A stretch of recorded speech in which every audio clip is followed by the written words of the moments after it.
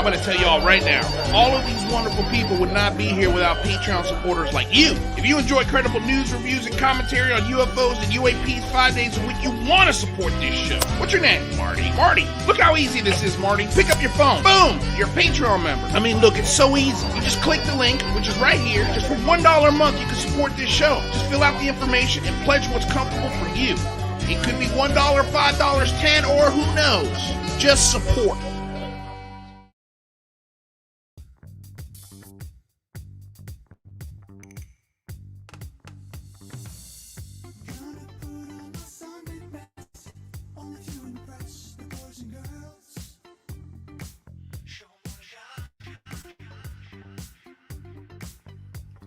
Hello, hello, hello. Welcome to the very first episode of Known Quantities with Daniel Miller. I'm your host, Daniel Miller. Welcome, guys. This is a super exciting thing. I'll be here every Tuesday. Before we get right to business, just a few things for me to talk about. I want to remind everybody that this here is a podcast on Spotify and iTunes, so make sure to follow, rate, download if you ever are driving or on the subway, can't watch a YouTube video. We also have Patreons. This is a great way to support the UCR network. We are supported by viewers like you, much like PBS and Super Chats. They are open below. If you have any burning questions for Sean and I, by all means, type them in there. Don't forget to like, subscribe, ring that bell. If you haven't rung that bell yet, you're going to forget it one time and you're going to miss a show and you're going to be real bummed out because we have a good time in this live chat and you don't want to miss out on that, guys. And finally, we have merch. If you guys haven't seen the merch, I highly recommend you check it out. It is amazing. The Dolphin Tic Tac might be my personal favorite. All the links of all the things I just mentioned are in the YouTube video description below or show description below if you are just listening. So I've spoken enough about that, guys. I'm so excited to be here, and I am even more excited to bring on my very first guest. I will not beat around the bush. Let's just get right to it. Sean Raasch.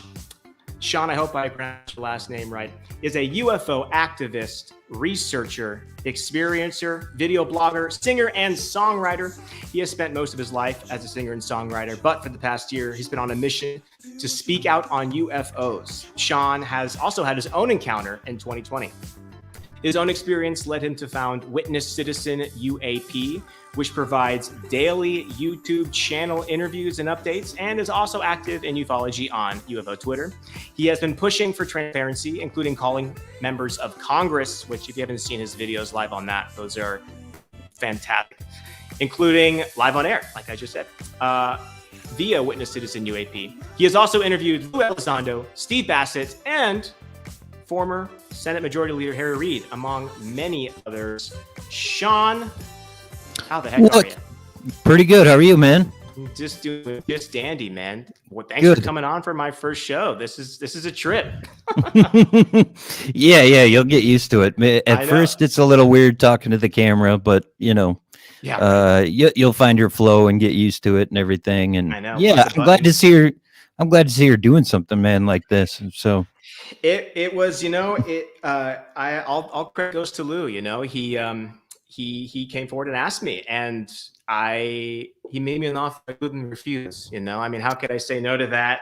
Get a great excuse to talk to some interesting people, because while, I would feel a little guilty being like, hey, can we just chat for an hour? I feel a little less guilty asking people. It's like, no, but we're doing it in front of people, right? It gives me a nice excuse. So we talked to some interesting people. I'm really looking forward to it. I got a lot of cool ideas. So, and I immediately thought of you, man, because you've been doing some really, really cool stuff. Well, I appreciate that, man. And I know that we had you over at my show, and that was a great talk, and That's I right, really it was. enjoyed that conversation. So Yeah. anything I could do to help, you guys, just in general, UCR and now you're doing such good stuff. So anything I can do to be more a part of that and help out, I am in. So Love it, man. I love it. Great. Well, I mean, the main reason I want to talk about all sorts of things, but definitely I want to touch upon at least sometime in this hour.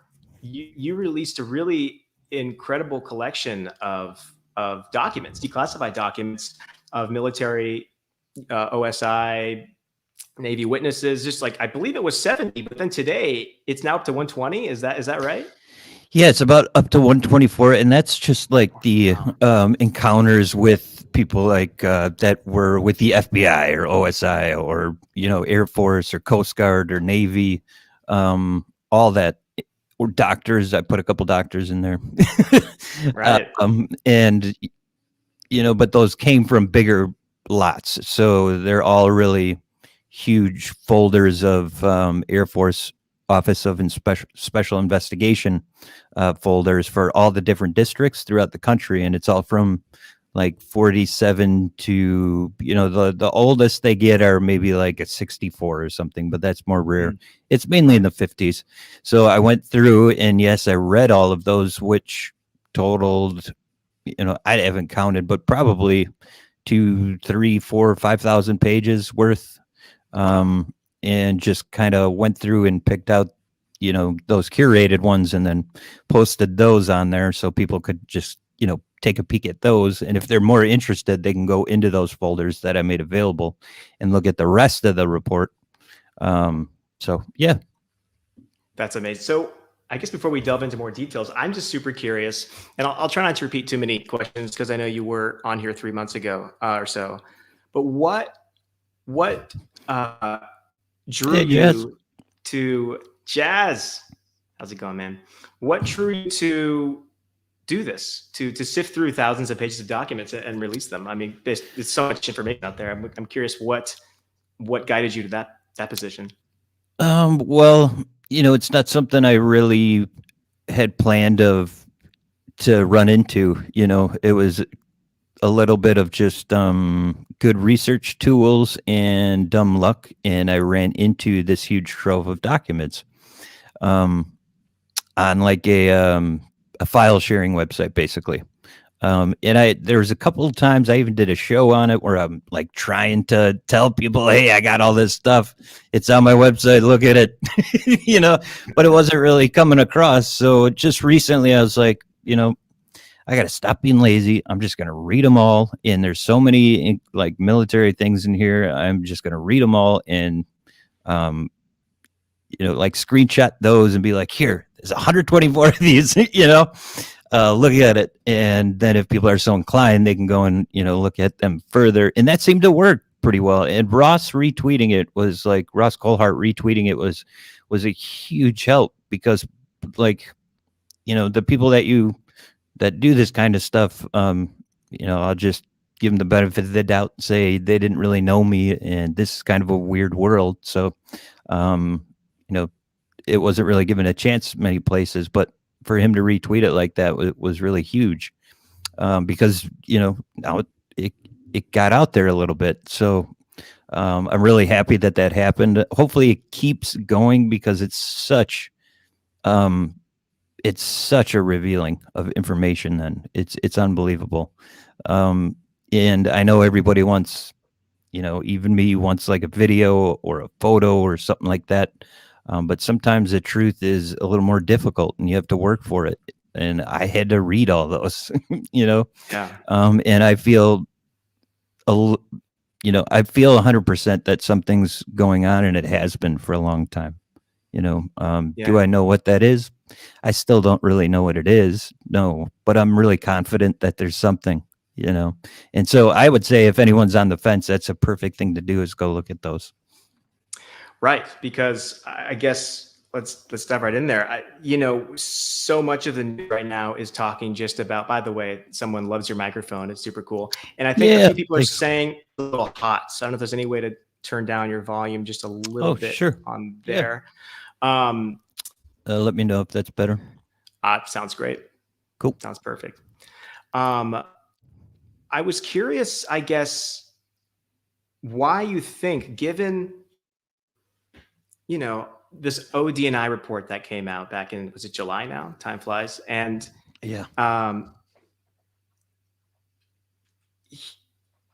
they are talking about incidents that start at 2004 and onwards.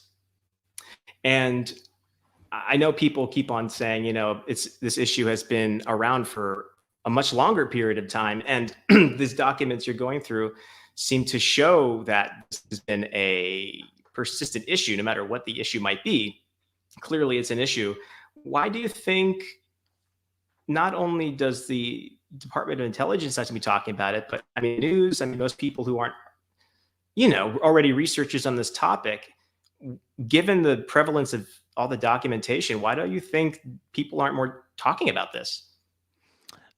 Just as talking about like the kind of documents I have, do you mean in like the entire history of it, or just currently about the recent happenings?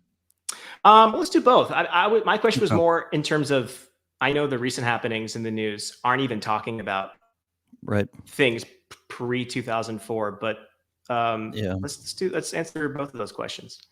Sure. Well, it's first of all, it's not easy to come up with a good answer for that, because humans are very complicated, right? And there's so many that have been involved in this for such a long amount of time. Mhm. After reading all those documents, and I can only speak on what I know, right? So I'm not fully into what the Army was thinking, a little bit, for sure, but like the Air Material Command and all that. But at least then, the way the documents read, and that's not to say that other people, like a secret group or whatever, knew and everybody's just running around with their heads cut off, but these guys just seem confused and concerned, and they go through all the different, mindsets that we go through, which is believing to doubting to, being mean about it because you're frustrated because you don't know, to all sorts of stuff. And you can see that in these documents. Like, they take these reports and they investigate each one. One case they went on, like that Aztec case, they, went after it for a damn near year, Wow. like that's not the actions of people that don't think something's happening. They know something's happening and they're trying to help, and mainly because they're oversensitive installations, just as they are now over Los Alamos, Sandia Base. Like, those are really important secret labs, atomic labs, that these things were flying over. But they just seemed confused. And if you're confused and you don't know, the public finds out, that would cause like some sort of panic, I would imagine, what you do wind up seeing in a lot of reports that wind up coming out, like finished reports or whatever. And then it got to like the late 60s, 70s, where really, honestly, if you want my honest opinion, I think the CIA forced the Air Force out. And, at some point I can, go through that more in a more clear way, but that's pretty much what I think happened. And Robertson did a CIA botch job, and here we are. So, and now here we are, and it comes up kind of out of nowhere. 2017, the TTSA and all that stuff starts happening. And, I don't want to talk with, and talk mean about whoever the characters are, because I don't know any of them personally. And I don't really know what the truth is at the end of the day. But I think there is an obvious plan to set this kind of thing in motion, and, everyone from Steve Bassett to, Tom DeLonge says that, so it kind of brings us here. And now this book comes out by Lukaski that's supposed to be a tell-all of the program, and just from the interview on Mystery Wire, it's pretty intense. But I will say one thing that I can really say with clarity, and it's, other than the Tic Tac, the other Navy videos and the story of the EBEs jumping in the guy's car that was on Mystery Wire today and screwed with them, like those, like, I have never read one thing like that in all those documents, so that's what makes me kind of confused about the whole thing, right? Not one of those documents explained how these things got in the guy's car and did all that. It was more so what we've heard, like a saucer will go over the car, the engine dies out or whatever, as far as Right. the civilian cases go, at least. So it's confusing. There's definitely people that are, leading this charge and have their face on it for a reason. I don't know what it is. But, to think it's by happenstance or accident, I think would be a little naive, possibly. But that's just me, and you can have the positive route of, we're getting somewhere. This is going somewhere. And that's true, because I wouldn't be here. You wouldn't be here. We wouldn't be doing this. I wouldn't have found Right. those documents and found my own truth and so on and so forth. But I guess time will tell how the fairy tale ends or nightmare, whatever you Yeah. think. So Right. I mean, we're very much on a board of a moving train right now, and it's kind of yeah, we're kind of need to see how this train stops. Does it crash into a yeah. wall and not go any further, or does it I don't think does that. it reach all the way to the destination? We don't know. Yeah, Well, I'll go back to Aztec in a minute, but first, I guess we brought up the Lakatsky book. yeah. Might as well address the elephant in the room, because that, for anyone who doesn't know, uh, I think is actually released on the 10th, but no one really noticed until, as far as I know, this morning. And then the Mystery Wire interview Okay. came out today, which I actually haven't even been a chance to read. I was recording an audition right before this, but so maybe you could fill me in better than anyone else. But Lakatsky is a gentleman who was from the DIA, who really started OSAP, I believe, and no one's heard from him. He's been radio silent this entire time, much to the chagrin of many. I thought he could maybe provide some clarity on this otherwise rather unclear situation. And now he wrote a book, I guess. Yeah, I guess so. I mean, I don't know a whole lot about it, to be honest. Like, my head has been in documents like for months, really. Right. And that's been my priority and prerogative, because I feel like the current situation is kind of a hot mess, to be quite honest with you. And that's just me. I could just be slow. Who knows? But No. as far as this coming out, it seems like you got it pretty much right. And apparently this is going to tell all about that program. They said certain things already in the article, like ATIP was a nickname for OSAP. And then it turned into its own different thing, ATIP, when it went into the DOD or something like that. And it wasn't funded at all. And then it focused on all just UFO encounters, like serious ones. And then it goes into the story I was telling a little bit earlier about these orbs or whatever get in the dude's car. He has like health effects, and they kind of investigated for like a year. But basically the gist of it is, Skinwalker Ranch, everything, it's being portrayed and written as completely real and really weird. And bizarre, just as they've been saying. So I ordered the book. I can't wait to read it. The Hunt for Skinwalker, Mr. Knapp's book that he co-wrote. I have a feeling people may want to read that first, possibly as like a prelude. But that's just me. But the DOD also approved it and approved the release and looked it over. So, but that doesn't really necessarily have to say much if they're not talking about things that happen there, So that's a whole ball of wax that I don't really know enough about to say either way. But it's hard to make heads or tails out of it, and I don't think anyone can fault anyone for thinking that, because of how bizarre it is. Absolutely. I mean, even I literally, and actually Red Panda Walla just said something really interesting. I guess in the book it says remote viewing saves Elizondo's life in Afghanistan. Yeah. Huh. So there was a little piece where like he was in Afghanistan on a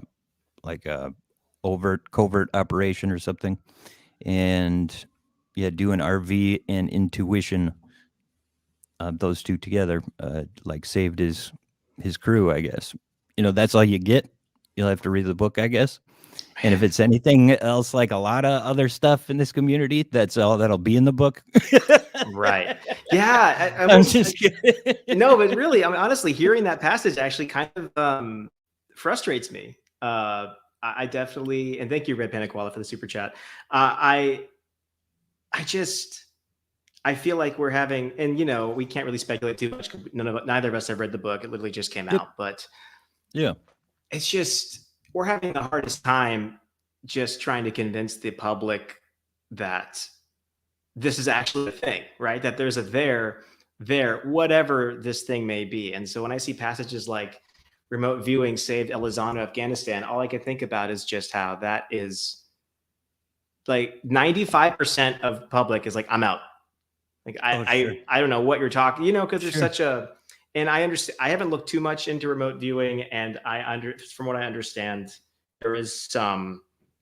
That's real. That's a fact. Right. There's like, they show a statistical, difference. But just like how even learning that the Navy considered UFOs real kind of blew my mind. My brain can't even like, I guess, talking about, the show Known Quantities, it's like, how do we even, it's hard for me to even go there, I guess, without more evidence. Like, I need more than just a CIA study. That would be something that, I feel like we get so ahead of ourselves sometimes in this.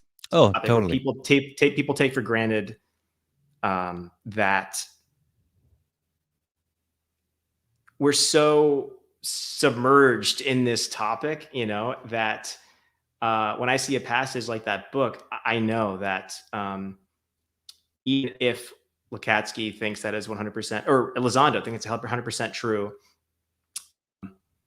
so many people now will not even pay attention to the rest of the book, which might have some very intriguing and interesting information. I guess it goes back to that argument, right? Like telling that person's story and the truth versus also a topic that is just so freaking stigmatized, acknowledging that when you go to those certain areas, people are just, that wall's going to go down and it's going to turn into something else. If the beginning was planned, why wouldn't the end be planned? That's all I'll say. True. It's a good point. I mean, why the heck is this happening in the first place? Right. And you just kind of explained how that would happen. Right. Right. Hey, I'll say this. I'm open-minded. Before I got into this topic from the 2020 New York Times article, and before then, I honestly never gave this. I mean, I've always been into, science and space, and I always was really into the search for extraterrestrial intelligence, but always thought, well, if there's a thing to UFOs, I'm pretty sure, we would know about it, right? There'd be plenty of evidence, we'd be talking about it. And then when you finally look into the history of everything, you're saying, you look and see, oh, there is quite a large history, actually, of documented incidents that really have no answer. And so, I remember how I felt about UFOs before 2020. So now I'm like, you know what? Whatever, man. If we have things flying in our skies and we don't know what they are, who am I to say what's going on, right? I'm just here to get evidence and figure out what the heck's going on and trying to get more people in charge to get curious and to ask their questions. We're just some guys on YouTube and on websites trying to figure things out. But I think, Ross Coulthart retweeted your document. So I think that kind of work is what makes a difference, because he is a person who has sources. He retweeted it. His friends are now going to see it. We're trying to build a case here that I can also say that, whatever anyone thinks of him in sources or the things he says on shows without like data or whatever, throw that out the window. Like, I've talked enough to him now where I can say that, I feel like his heart is in the right place, and he's a good person and a really good journalist. And that's all I can say as far as that, and that's important. But it's just so difficult, and this is what always screws with me. in looking at this stuff, in looking at like the first reports that were put together on this, as far as like conclusions and everything, one that really screwed with me was all about the psychological warfare aspect and using these things against your enemy, and the enemy using them against you, whether it's you can create the phenomenon or you can use it for psychological warfare things.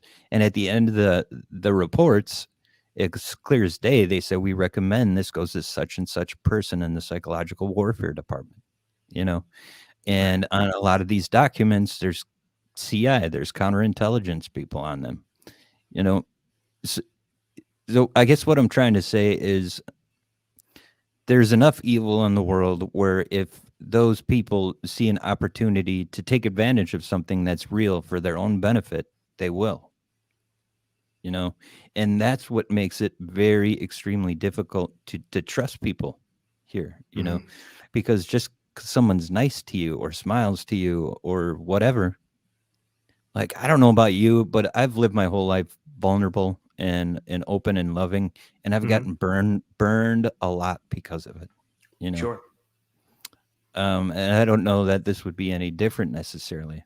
I can't say either way, but the best we can do, the best I can do, is move forward with my own sense of integrity and truth, and know that I'm not up to any crap. I'm just doing the best I can to find real things that I can present forward, no matter what's happening around me. Yeah, I think people can sense that. I think you're a singer-songwriter, I'm an actor. I think vulnerability definitely is something that we need. We use it for our work, and that's it's a strength. But of course, it comes with the pitfalls of you can get burned. You're setting yourself up to feel both the good and the bad, right? Also, Christina Gomez, thank you for the super chat. Thank you, Christina. And I'm not saying that's what's happening here either. I'm just trying to describe why it's so difficult to sift through things in this topic. Absolutely. And there's such a, I mean, that's why I like these declassified documents so much. Akashi Chris, thank you. Because it is such a low information zone, and there are a lot of people who will just say anything, just make up things. And because they're confident, people believe them, right? So, but I think people can sense that your heart is in the right place. And, we're just trying to figure things out, and people can pick up on that. Yeah. Do the best you can. And when you find somebody, this is what I said this yesterday on my show, kind of off the cuff, but it's been staying with me, and it's go try and find your own truth. And the people that you meet in doing that don't come in front of your face and say, hey, that you just organically meet in your search for truth. Like, those are the people that you should, take a chance on. Right. Yeah, that's it. Well said. So, and anybody who who says they know all the answers, I think in this topic it's a nice red flag, right? Because I don't think we do, or we wouldn't be here. Sure. But the thing I say about that is, if people want to say that they have the answers and they know what's going on, I don't even care. Just don't. Right. Just we can stay in our lanes. That's all, Right. Not a problem. Right. I mean, there's a difference between someone believing this was what the answer is to be versus. It's really hot. I'm trying to take this. Oh, do it. See, we're almost at that hour mark. That's when the clothes start coming off. So just know, guys, known quantities, half-hour mark. You don't want to miss it. I got a boo-boo on my head. All right, here we go. What are they saying? Well, let's go. So speaking of that, then let's talk about, you brought up the Aztec incident, and I believe you did a little document dump on that as well. And I've heard this brought up numerous times. I personally don't know much about it. Do you? Are you able to elaborate on it at Aztec? all? Aztec is, oh man, that is such a complicated and interwoven story, but it's in a sense, it's relatable to now a little bit, because at the time, the gist of the story was in every newspaper, kind of copy and pasted as a big thing, and it was a story about 16 bodies, and ships and all that stuff. Oh, wow. And there's a Hollywood actor involved, a Hollywood writer, all sorts of Huh. stuff. But basically, it started with a guy who was a manager at a Ford dealership or whatever, and he was on a business trip. Like a car dealership? Yeah, and he was on a yeah, he was on a business trip, and he's going back home on the train, and he's next to a drunkard the whole time, and he gets really irritated. So it stops in Colorado, and he decides to get off, and he's going to take a plane home. Well, there's a layover or whatever, so he's got to go. He goes to a hotel and calls his buddy. I'm gonna forget the names, but if I just did this on Monday, if anyone's interested, and everything's correct there. So basically, he meets his buddy, who's another manager at a Ford dealer there, and that guy gets a call from the concierge at the hotel. He takes the call. He comes back to his friend. He goes, "All right, we're going to my office. You're about to hear the best story you've ever heard in your freaking life." They go to his office. And this guy is there, which his name is like George Kohler. But at first, even in the newspapers, they wrote it as Colter, like a different name and just a last name. So then it came out what his real name was. And he busts out like this clock that goes on the lunar cycle or a Venus's moon every 30 days, some stuff, and a radio that for some language that isn't human talks once a day at 11:15 a.m. And scraps of metal and all this stuff, which is written that he takes the metal to get analyzed at a Ford plant, but really it's a Rand plant. I found out. And the think tank, where they take the metal to get analyzed. Yeah. Okay. And apparently they say it's not of this earth, all that kind of stuff. Which so far that all kind of sounds familiar in different ways, not of this earth, taking it to get analyzed, all these different things. But anyways, but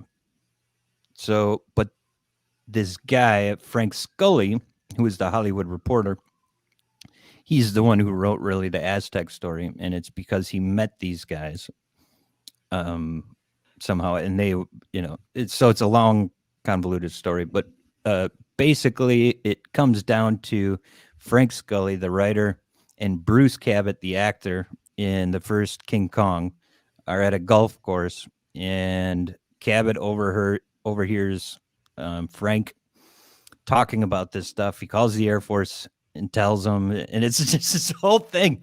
But you'll have to really listen to the show because it did take an hour of very fine details to go through it all. So I'm trying to go fast, but it's not going to do it justice. Wow. You'll have to and people wrote great books on it that I haven't even read. I just put this together through my own work. And these documents weren't just okay, here's the story. I have 30 OSI documents, and some of these were in completely different districts. For instance, there was one document that was in a Chicago district, but it's all Denver related. It's all the OSI Denver Army or Air Force Base. There's no reason it would be in there. So these districts are just different parts of the country? Yeah. But there's one part of the story where two of the bodies went to the Rosenwald Foundation in Illinois. And so you're thinking that first of all, this document has no business being in this district. Right. The only thing I can tie to it is this part of the story that has Illinois in it, which is the bodies going to the Rosenwald Foundation, put in a museum in a room with windows so people can watch it and they can see their reaction. Wait, these bodies were put in a museum?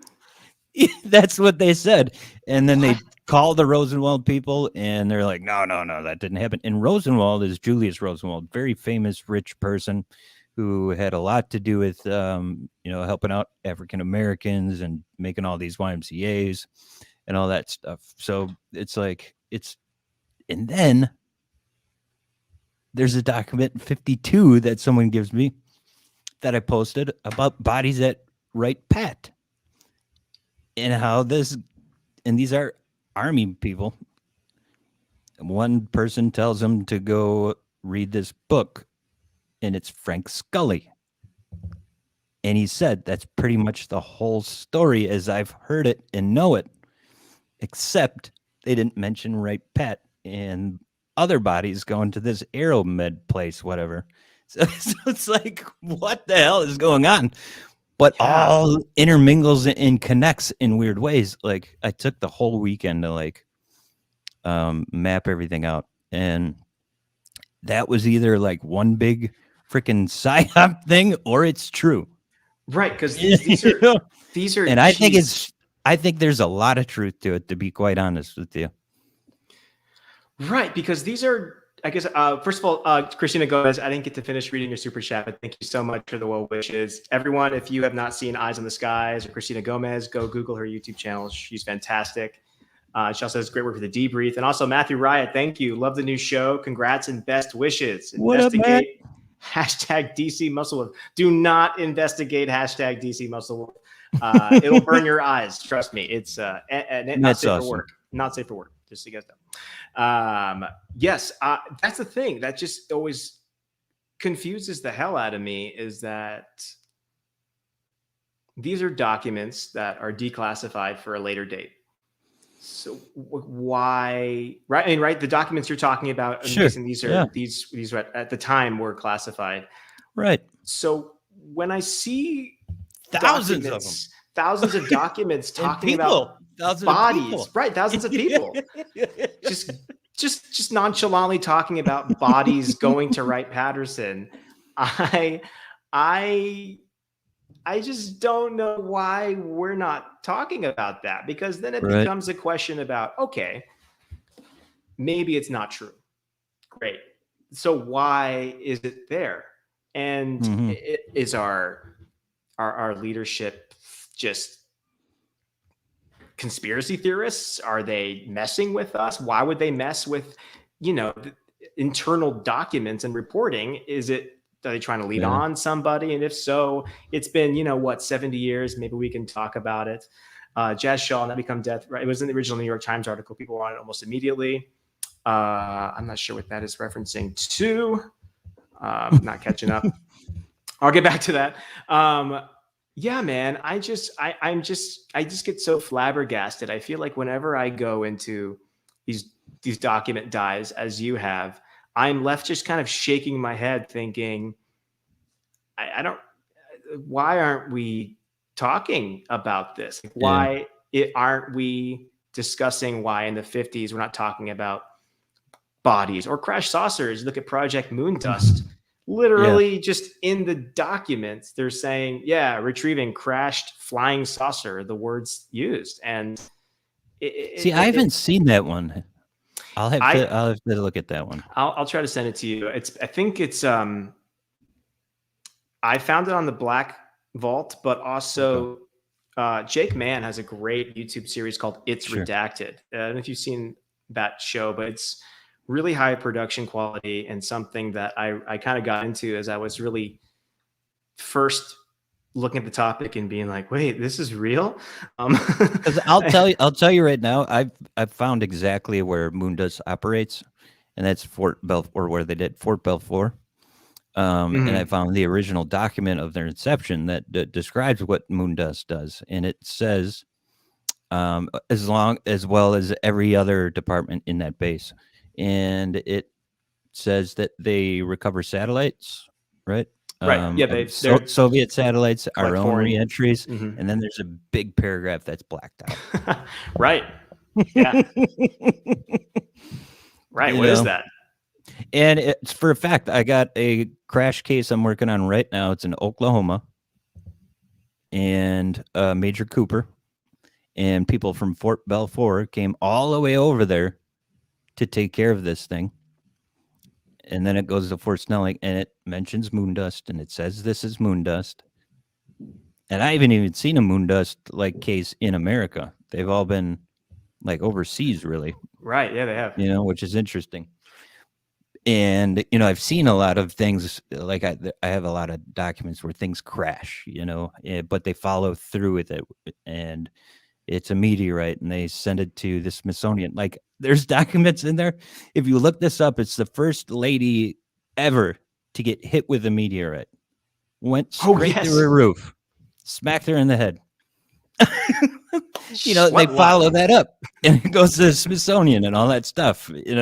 Right. So, but this one, moon dust came, and it was all hush hush, and the Air Force got involved, and made sure no one knew what was going on and everything.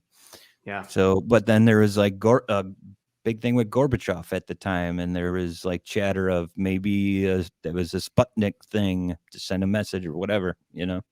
So it gets messy. Things are a little tense during those periods of time after World War II with Russia, right? Oh, definitely, yeah. Michael Huntington brings up something interesting. I just want to bring up. Documents does not equate to an objective reality. Paper can be faked. I agree. I think what's noteworthy there, though, is that it was declassified by. I mean, the document itself can be corroborated. You can check the. They were actually FOIA'd by a Clifford Stone, and Clifford Stone was out there as far as he would say there's 50 different races and all that stuff. Like, if you would be like, who the hell is that guy? No, thank you. But he was in the Army, and he was known, like, if you talk to like Dolan or those guys, to have the best and largest UFO document database, and I found it, online. Is this just available for everyone online? You have to like make an account or screenshot each and every one and all that kind of stuff.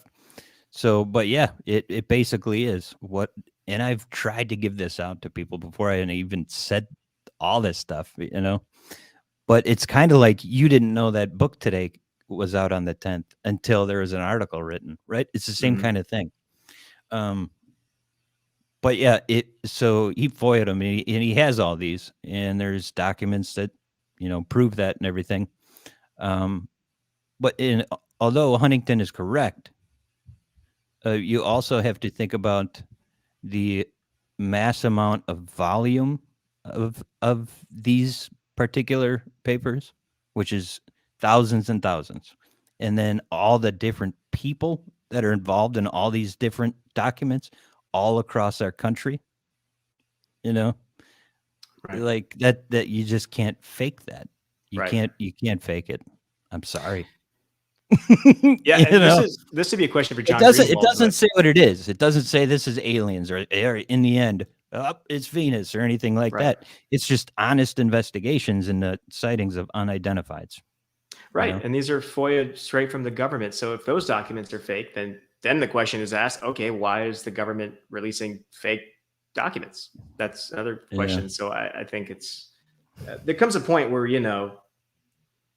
there's only so much we can do as a citizen. And the Freedom of Information Act, unfortunately or fortunately, is kind of the best mechanism we have besides journalism to really get information from our government. They don't have to tell us things. I mean, they do, but as we all know, the FOIA, from what I've heard from people, it's hard to get any information, and definitely been some legally gray actions taken of late, in my opinion, in terms of FOIA-ing anything regarding UAP now in the government. Oh, sure. And isn't it funny that the DIA's own like FOIA library or whatever, or maybe I think it was DIA, something like that. But basically, that was shut down for a while housekeeping, Right. And now and that's where all the goods are. Exactly. And now they're saying anything ATIP related or OSAP related, I think, or DIA related, saying we're creating this whole document dump, and it'll be ready sometime in the future. So wait until the book. Yeah, that's right. Maybe it's the book. Jeez, maybe they're waiting to see what comes out in that book. So yeah. So I mean, and the unfortunate part about like with the documents is it's so easy for people to say, yeah, well, they're just papers, because your other option is having to read 5,000 pages, Right. because that's the only way you're going to get the gist of really what was going on, and really know that they're not faked, and really know there was an honest effort to, you know, talk to people and get their recollections of what happened and the colors and the shapes. And, they're investigating each supposed crash and landing. And no, they don't say these are alien saucers. They say, oh, we found it wound up to be a balloon of General Mills or a meteorite, or they don't finish the story, or whatever. Yeah. And so there's one fact that's true, and it's that there's something that's a phenomenon, and it's anomalous, and it's been here since at least the 40s, and a lot of people will argue a lot earlier than that. But as far as we're concerned, and these kind of papers, the 40s, that's the one thing we know is true. Right. That's it. And the documents really show how much manpower and resources they devoted to really individually inspecting each and every single case. And it was not a joke to them. If they didn't care, they wouldn't care. So they clearly cared. And the fact that, like you said, that is that's a fact that is hard to argue with in the 40s. Yeah. That is why I find the potential explanation for the current incursions only being Russian or Chinese hypersonic technology. I think absolutely could be part of it, but when you have some of these same incidents described the exact same way for the 40s as you do in 2020, it makes you really wonder, just there really is at least a few options where that doesn't fit the bill. Sure. But then that's where I get stuck at the psychological warfare part. Are they using a known phenomenon for potential gain, whatever that is, whether it's, their own tech, maybe they have these things over in China and they're playing coy and saying they don't know what it is. It's UAPs, and they have this whole community that's interested, who knows? Right. That's the hard part, because I look at those videos. I'm like, I haven't seen a single report in all these files that's even looks like that, or is described like that, but those are old papers. It's not a video, and it's not, updated technology and new ways to figure things out. So, you just kind of get stuck in this revolving pattern of, like, what can you trust? I know something's real. That's what I got. Yeah, I've seen something.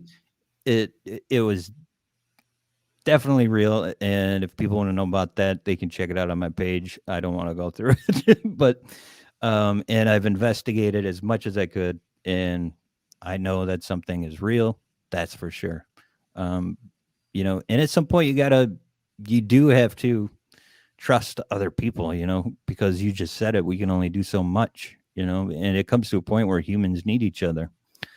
We just have to do our best job that we can in picking the right ones, to help us, basically. Yeah.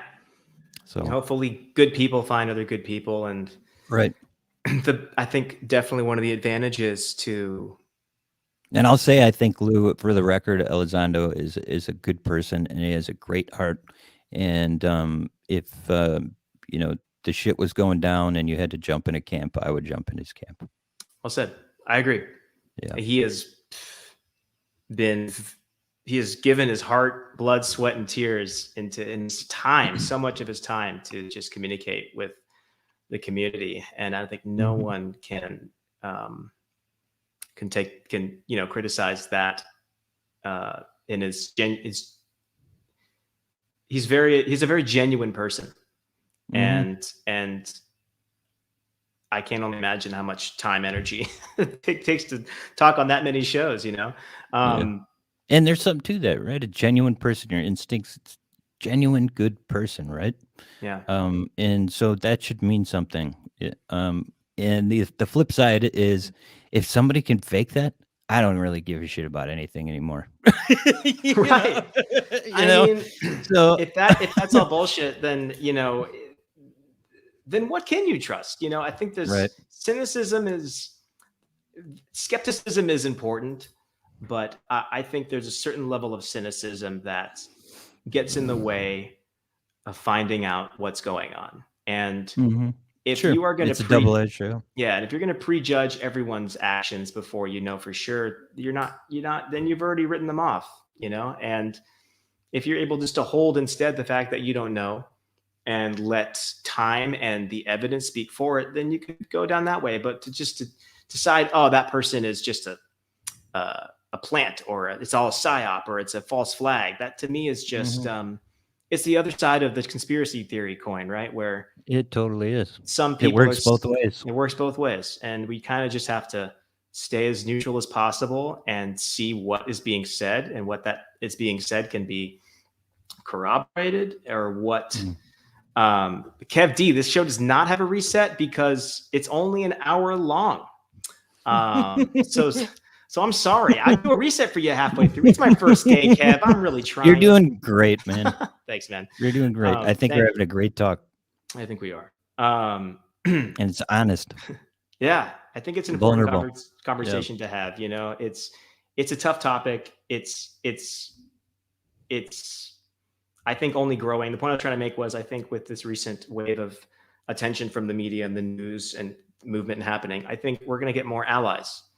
And when I say allies, I mean people who aren't even have a prejudged idea of what the outcome will be, but just people who are saying, hey, there's something weird going on here. Let's find out what it is, because the fact that it's just stigma or UFOs or it's just silly, I think isn't really valid anymore, Right. I don't think so either. And I think you've said this on my show before, but correct me if I'm wrong, but I'm not that kind of person. Like, I was the make fun of ghost shows, make fun of the saucer stuff.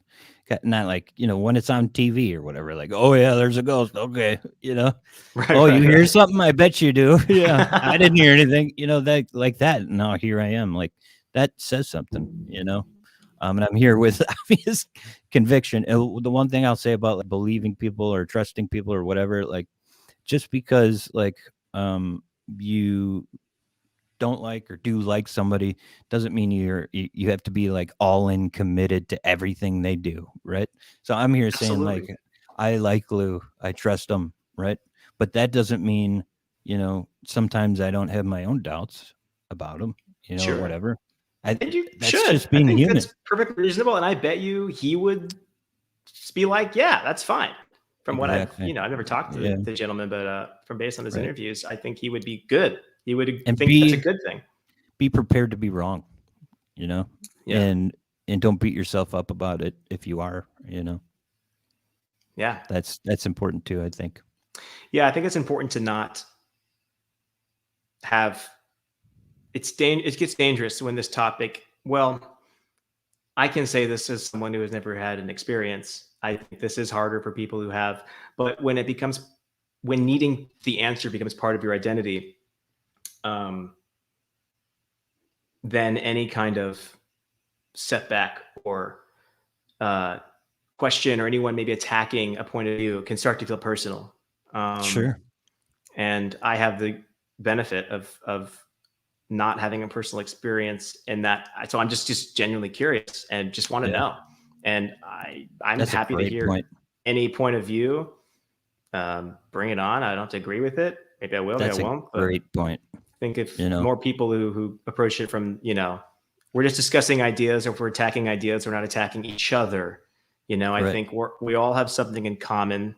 The opposite of, like love isn't hate, it's apathy. So the fact that we're all intrigued enough by this topic to see this show, to go on Twitter and talk about it, go on Reddit and talk about it, that's something we all have in common. And so I think it'd be good to remember that when we're all talking about it. Things can get spicy, Yeah, they can.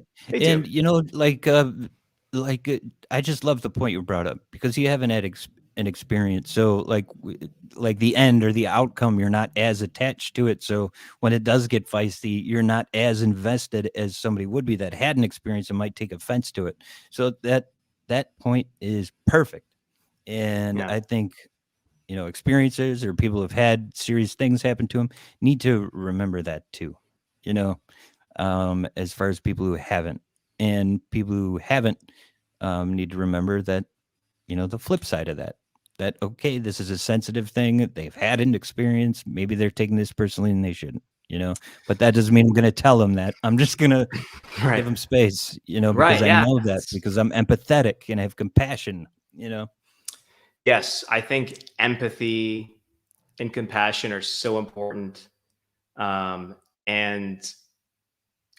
just remember, everybody, when we're discussing this topic, how there is a human being on the other side of that keyboard, and we can get passionate about our ideas, but we can discuss our ideas in a way that is respectful.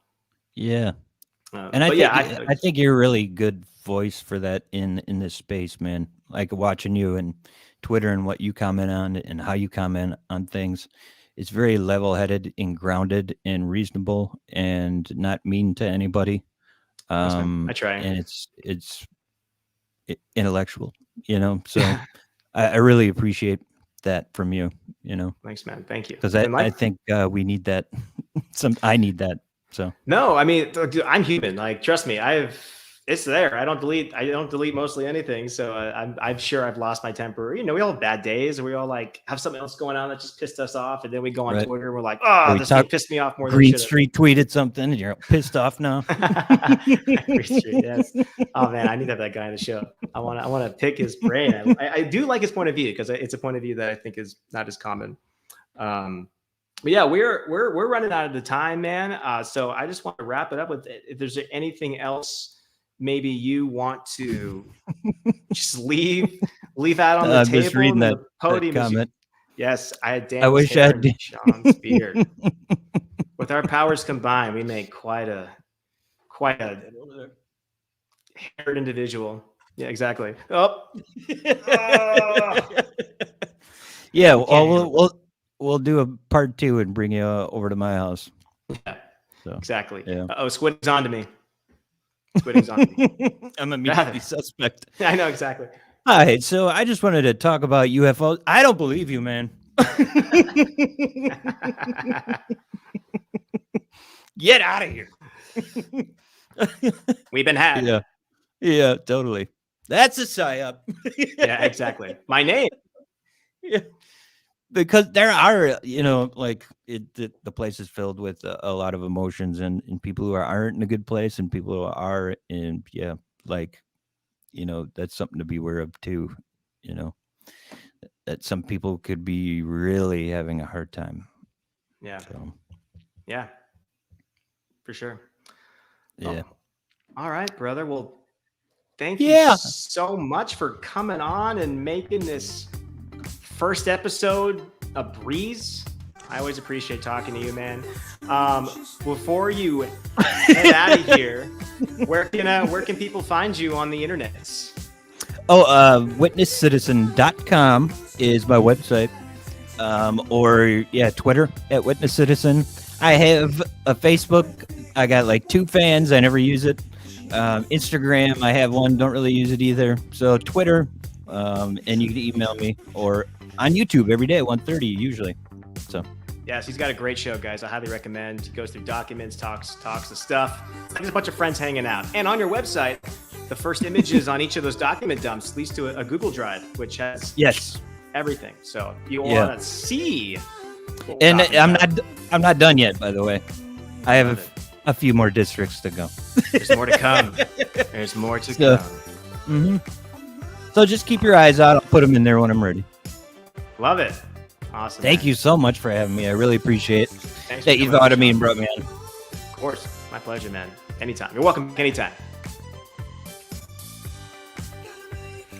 Oh. Wait, what? There's a halo? All right, guys. Oh, it's a ring light. All right, guys. Well, that's it. That's the first episode of the show. Sean's going to Halo dance his way off. Once again, don't forget the Patreon links are down below. I also have a great merch site. Don't forget to like and subscribe. Ring that bell if you haven't. And thank you so much for coming to my first show, guys. One of many. There's much more to come. Thanks again. Known Quantities with Daniel Miller coming back this Tuesday. All right, I'm going to go home and get my friggin' shine box. Oh, I know. Last looks. All right, guys. Lou, I hope I'm not forgetting anything important. You just let me know if I am. See. Just tell everyone where they can find you on Patreon, and thank you to the sponsor. Thank you to Dots Tapes. Thank you. Yes. Check out everyone's links down below. We got Sean Raash's link down below. Your link below to all things that support the show. Appreciate it, man. Awesome show. Congratulations. Thanks, Lou. The ghost of Lou came in to save me, guys. Now the little Kane's gonna rip me off. As he just said, links are below. Thank you, DOS Tapes, for the music that we can all groove to. Thank you, Blue Marlin Chronicles. And that's it, kids. Have a great rest of your day. UCR is back tomorrow. And I believe Michael has a little Q&A with Avi Loeb tomorrow as well. I'm looking forward to that. So until next time, kids, have a good one.